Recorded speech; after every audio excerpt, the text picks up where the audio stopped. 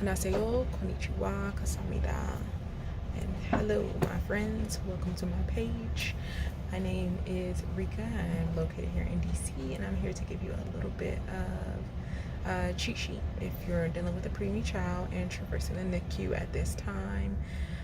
My daughter's name is Ryoku. She was born at 24 weeks on the day she was born, I believe. And she was born through C-section. Now, the time is a bit different. So we're about 9 months, 10 months into quarantine now. We were able to get Ryoku out of the NICU maybe about 2 months, a month or two before COVID was actually a thing and really here. Now, I wanted to honestly stop off and say that for any mom that has lost a child or children, my condolences. Honestly, it's going to be hard. It's going to be sad, and to take your time to get back to you. There's nothing honestly that anyone can say to make that feel better or go away. That pain, that loss, only space and time will make it feel better. And I honestly will say that after plenty of times of my husband and I trying to get pregnant and not continue. And to all the moms and all the dads and the families out there that just do not know what's going on or just want a little bit of insight or help for yourself and to help your family members through their tough time and to go forth into the light, I am here for you to shine a little sprinkle fairy magic on these dim dark times. So I will try to answer any questions, any concerns that you have. Leave them in the comment section. Message me anything you want. I will try and answer everything that I know to the best of my capabilities. If not, I will also reach out to my knit group of mommies out there that have also helped and supported me and other mothers going through the same thing at this time. Now, I know it may seem a bit tough and dark and dim, but it's not always going to be like that. Ryoku was born on July 17th. She stayed in the NICU for, I would say, about 5 months. She didn't come home until literally the night before Thanksgiving. And when I mean night, I mean we picked her up at like 11 o'clock at night. It was late. Now, Ryoku's condition, for most people, it would be tough to deal with because she was born at 24 weeks. She was put underneath the Billy light for a while. She also was on the oscillator. Let me jog my memory. She was also on the oscillator for about 3.5 months. And the oscillator, to best explain it, is like 3 old school Microsoft monitors like stacked on top of each other, and it goes it makes this weird sound. And with that being said, it's a very sensitive machine, and they don't like to adjust it or touch it unless they know that it's going to stay at whatever levels they adjust it on for a while. Now, with Ryoku, the oscillator, what it does is it blows up their lungs and it stays blown up like a balloon. And it allows her to breathe because she was so young and she still had a lot of fluid on her body. She was not honestly able to function, to breathe. She's just too young. It's plain and simple. Now, with her being on the oscillator, they didn't want her to stay on the oscillator too long because what it is basically pressurized air. And with the air blowing up her lungs like this, it forces, so just think of it as you're blowing air into a balloon. but because that balloon is soft tissue, you get like little air pockets, little micro holes, micro abrasions, because all of that forcing air to expand those lungs. So with that being said, it was very hard. I had to have a C-section because she was so young, and I had to have a C-section going forward for any children that I want. Everything happened very fast, and I kind of have still PTSD about the whole situation. So excuse me if I get a little emotional. So with Ryoku, she had to be taken via C-section. My water was leaking. They rushed me into the OR. The epidural did not work. I had to be put to sleep. I will kind of elaborate on everything probably in a later video. After this, I just wanted to kind of give you some substance on where Ryoku started at and where she is now, and what I have gotten her as far as insurance wise, people I've spoken to, access, help, things of that nature that you can also possibly get for yourself depending on where you're located and what state. Now Ryoku is now 18 months, and she was born about 5 months early, and she is not walking. She has started talking, but not full words. She can say daddy, she can say no, short words. With Ryoku almost being 2, we are trying to, and when I say we, the people that I'm working with, I have a physical therapist that I see once a week. We have a nurse that comes in about once a month or so to assist us, as well as a feeding therapist. We're trying to phase her out now because Ryoku can eat solid foods, and we see her not necessarily regular doctors, but regular doctors for a preemie child. So Ryoku Ryoku started off with, I would say, about 15 doctors, and I was told we were actually lucky because most children in her circumstances generally see more doctors than that. And I can only honestly remember a few because the first couple of weeks of Ryoku being home was actually a blur to me. So we got Ryoku home the night before Thanksgiving, which was already pretty stressful for us considering that Thanksgiving was the next day and our family was coming over our house. But to digress, after that was passed, that following week, when you leave the NICU, what they do is they give you like everything you need. It's almost like a care package of sorts. It's almost like Pampers, this, that, and it's bundled up. You take it, it's loaded up in your car with the kid, and you're off to go. Now, with that being said, because Ryoku was born so early, she has chronic lung disease due to prematurity, and that's as she gets older, hopefully she won't have any issues, but there are a lot of things that came with her leaving the NICU.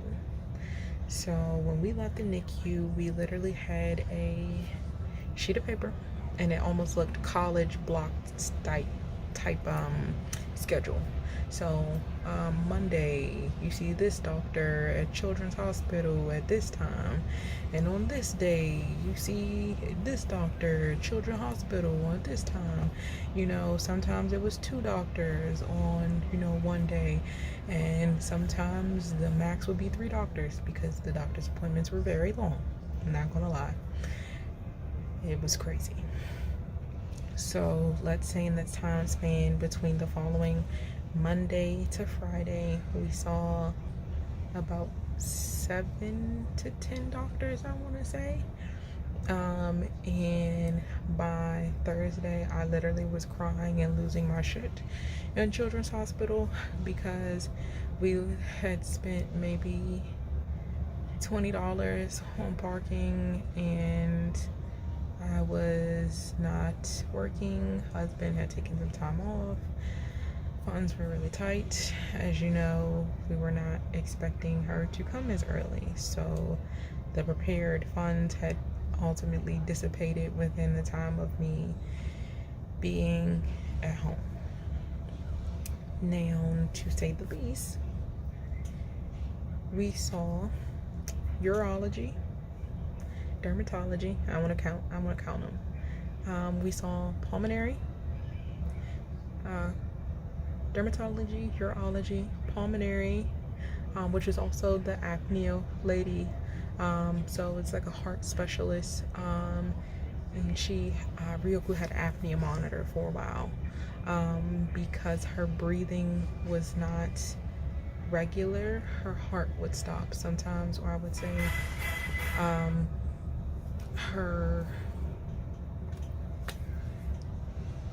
they said it was normal, but I don't know any other way to put it. When she was sleeping, or more so still, it would be like a time where she just wasn't breathing, and if she didn't take a breath within a certain amount of time, the apnea monitor would alert us, so that two things would happen. We could try to wake her up gently to get her to get breathing, or to go into resuscitation mode, just in case she did stop breathing and she was not responsive.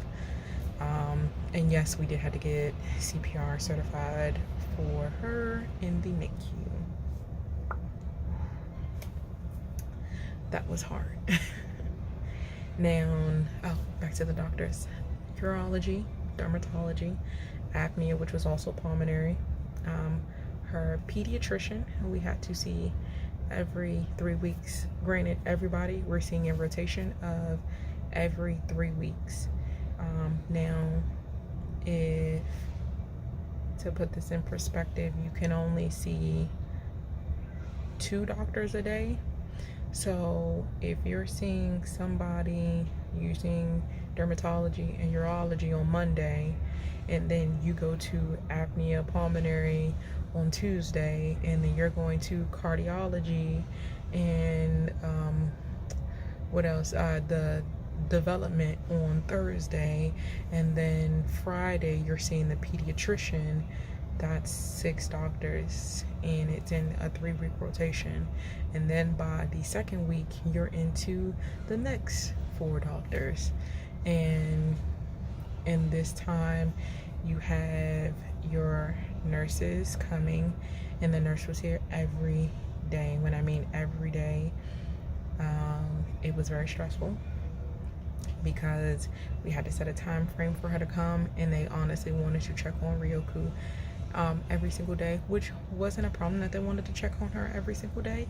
It was the amount of stress in the doctor visits around with them coming to visit us every single day.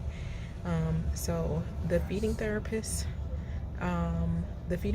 was in-house. The physical therapist was also supposed to be in-house, but then COVID happened. Development is now virtual with something else. Not too sure, but I know they're in there somewhere. That's all I can honestly remember now.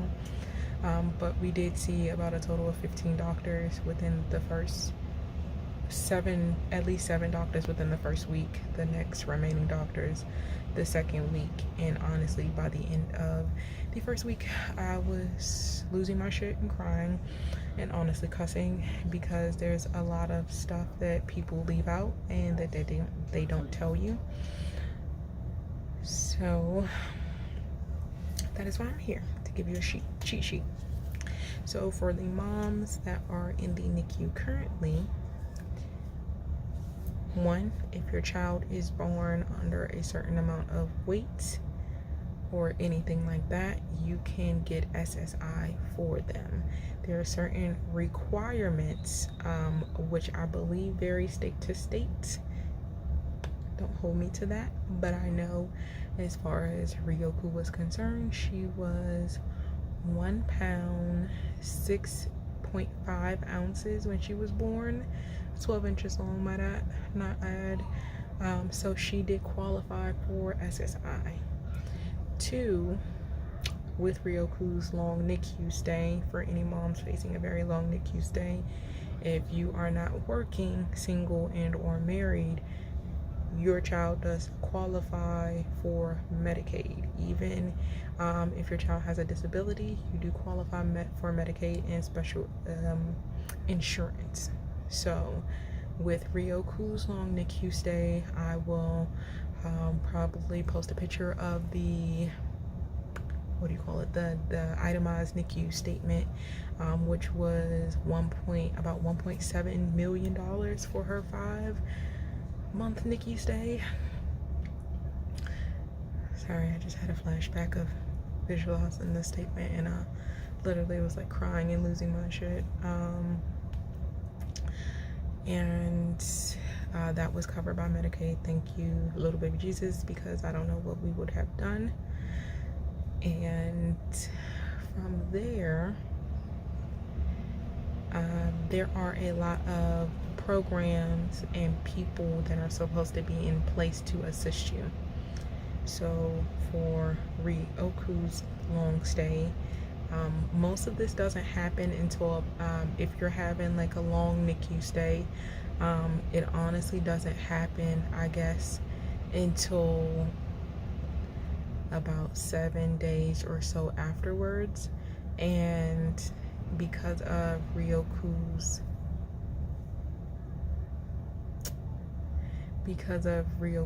early term here, sad to say, a lot of these processes did not take place until later, because they wanted to make sure Ryoku was going to live. And you find out these hard truths a lot when you stay in the NICU for a very long time, and you make friends with your nurses. And I suggest you make friends with your nurses. You can request a certain nurse if you want. If things are not to your liking, you can let them know. If you have questions, if you have concerns, you can always speak to a doctor. You can always ask them to call you. And I always say ask questions. The more questions you ask, the more you know. And also, you can always call the NICU at any time before or after shift change and get all this information as well. And I suggest you write everything down. Keep a logbook of who's watching her if you cannot make it in. I honestly stayed at the NICU a very lot, just because I was not working. I was on leave. And like I said, it was more PTSD related. I wanted to make sure everything was okay, everything was going smoothly, because of her early term growth and her very unstable condition. It was hard to say the least, but honestly true. The doctors were met with a lot of opposition the first day she came, and they basically told me they had did everything they could do and that it was up to her if she was going to live.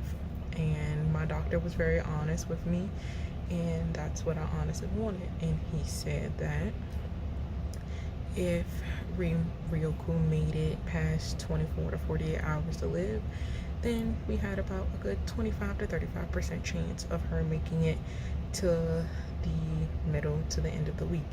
And that if she made it to the end of the week, we had about a 50% chance. And he said if she makes it all the way until next week, he said we can start making moves. And I know that may sound hard for some people to hear, but it was the honest truth, because it was honestly up to her. They couldn't do anything else because she was born so early. I was told that a lot of equipment had advanced, and that generally a few years ago, children around her age wouldn't have lived. but because of all the advancements that they've made in medical technology, she is here today. Now, to get to the fun, meaty part. The nurses, the doctors, the schedules, the medicine, everything was very freaking overwhelming. You're going to lose your shit. You're going to recover. It's going to be very fucking tough. You may have to cry. You may have to throw some shit. You may want to kill your spouse. Even if you don't have a spouse, you may want to go call God and be just dialing, bloop, bloop, bloop. Hey God, what's fucking up? What do you send me? Like, what's going on? I thought I paid my dues. Like, it's going to be a tough fucking time. But it gets better. But you're going to lose your shit as it gets better. And it's okay. It's okay to lose your shit. There's a lot of things that are going to be tough, and there's going to be some things that you cannot do. Ryoku's physical therapy was very hard for me at first because of the position she had to be in. The first 3 sessions, I will honestly say I cut them short. She cried a lot, and it was very hard for me. And I had to get my stepdad and my stepmom to assist me with physical therapy. And when I mean assist, I was completely hands off.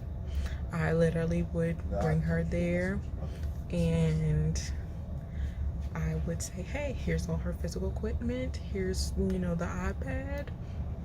Physical therapies at this time. The login link, you just click a button and you're ready to go.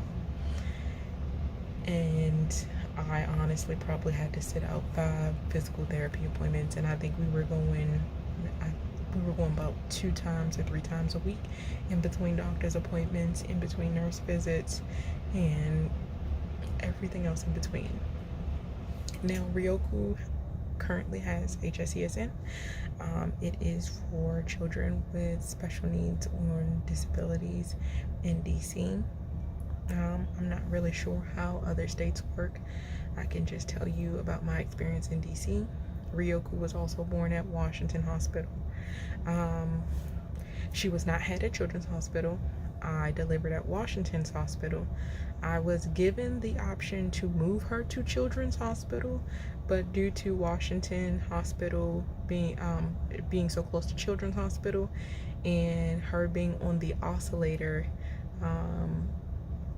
I wasn't necessarily advised. I was given options, and that's one thing I did like. They gave me the option to have the final say on what to do with everything.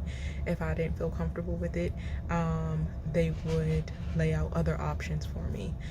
So with Ryoku's stay, I was given the option to request her to be moved to Children's, or if they deemed her, I guess, in a position to be moved to go to Children's, I was able to do that. But I felt as though she was in very good hands where she was at. All the doctors already knew what was going on, and I honestly didn't want to reacquaint myself with other doctors and nurses at that point, because it was already, I would say, like 30 days in, and I was given the option to have her moved to Children's.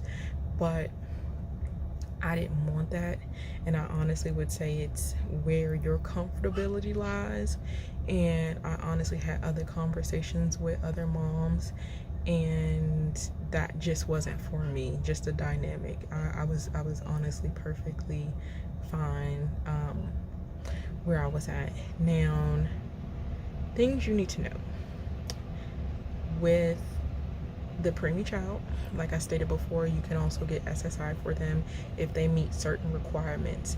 There is supposed to be a liaison there in the NICU, and when I mean a liaison, there is supposed to be a person there that hands you papers, to go over this paperwork with you to fill out for their SSI stuff, for Medicaid paperwork. I was honestly lucky enough to have a sister that actually deals in what do you call it?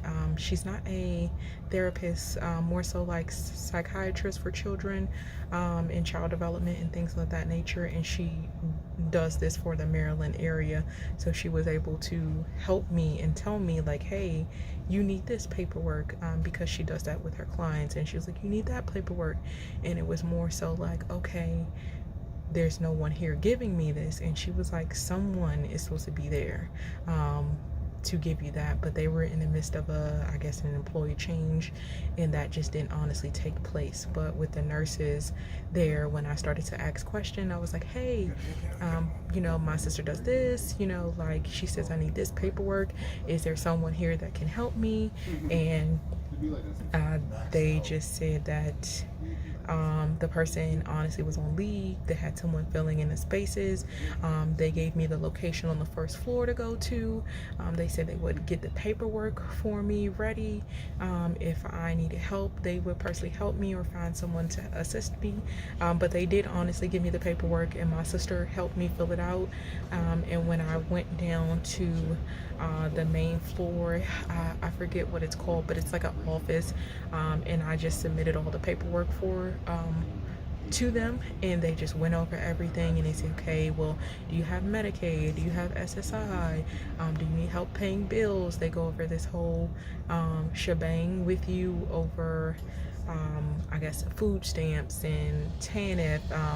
That's what they call the assistance here if you're not working, to kind of get cash assistance, to get food stamps. It's a process, and I'm not going to lie to you, it honestly takes some patience. It doesn't take, not patience, it's going to take gumption. It's going to take you to stand up for yourself, and it's honestly going to take you to advocate for yourself as well. It's going to be tough.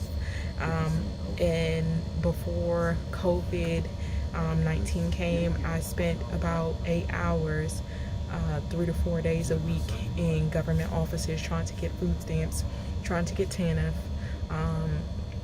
trying to make sure everything was kind of like in line with whatever I needed for her while she was in the NICU. And to be honest, most of my time that I didn't spend in the NICU was fighting for things that she needed to have, in places that I needed to go, especially like the SSI office. You're going to need to go down there and submit documents, or not necessarily submit documents, but sometimes they do request that you go into the office personally and speak with somebody and give like actual paperwork on your living situation, income situation, all that stuff. And most of the time, sometimes they give you like a phone interview for the SSI office. Now, with that being said, there are income requirements for a lot of these things, and if you are not working, you qualify for a lot more assistance. I know it is hard, but if you advocate for yourself, you can get yourself and your child a lot of assistance, much needed assistance, that will help progress and make everything a lot easier. I honestly don't know what I would have done without my nurses, because the nurse that comes for Ryoku, she stays here and takes care of her, basically like a home health aide, but someone that is equipped to deal with her special needs, or they're equipped to deal with your child's special needs, whatever it may be. Your child wears leg braces, or they have an apnea monitor, or their arm is not fully mobile. They have someone to deal with that.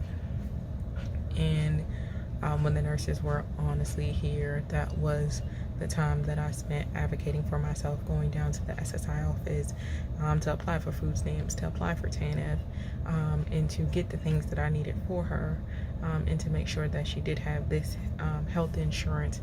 And it's okay to switch health insurances as well. They do give you options, and they basically give you a number to call, and you can weigh out what options you wanted. The health insurance before this one, They gave Ryoku like a bassinet. They gave her Pampers. They were very active. Like, what do you need? Here it is. They'll bring it here. They do an in-home consultation, go over things with you. Like, for newborn babies, this is the way you sit them in the crib. You know, you set up the bassinet or the pack and play or whatever like that. They go over certain things with you, but I felt more comfortable with the HSCSN because they offered nurse-in visits, in which I needed for her healthcare, that the other insurance just didn't offer, with Ryoku's special needs and disabilities, especially with the apnea monitor. And that thing went off like all the time. When I mean all the time, it was like she sneezes, it goes off. She sleeps too deep, it goes off. Like, it was. But nonetheless, your SSI is very important for your preemie child. If they stay in the NICU for an extended amount of time, they will give you a little stipend, somewhere between like 70, 80 bucks. I just used it for parking, because you rack up a lot of parking. Washington Hospital gave me like a couple of like free parking tickets per week, but it honestly was probably like 3 or something like that. And you can honestly rack up a lot of money in parking. I spent probably like 15 bucks or so in just in one day, and that was just in parking. That's not me like going down to eat or anything like that. That was literally just me there. And because I had a C-section at first, I had to rely a lot on like Uber and people dropping me off because I couldn't drive like the first 4 weeks or so. Breast pumps. You can get a free breast pump through the hospital if you do not have health insurance. I am what you call an overproducer, so I needed 2 breast pumps to honestly get all the milk out. And the breast pump in the hospital was very good at doing that, and I honestly became a part of Mother's Daughter Milk Bank here, and I believe they're in Virginia or Maryland, and I donated over 400 ounces of breast milk to them, because at the time Ryoku was getting fed through a feeding tube, and the breast milk in my deep freezer was overflowing so bad that my husband was threatening me with breast milk. But it was easier to donate the milk instead of throwing it away to save other preemie baby lives. I have the certificate. Hopefully I can show it in another video. But I believe that is possibly it. If you have any questions, I know I'm a bit all over the place.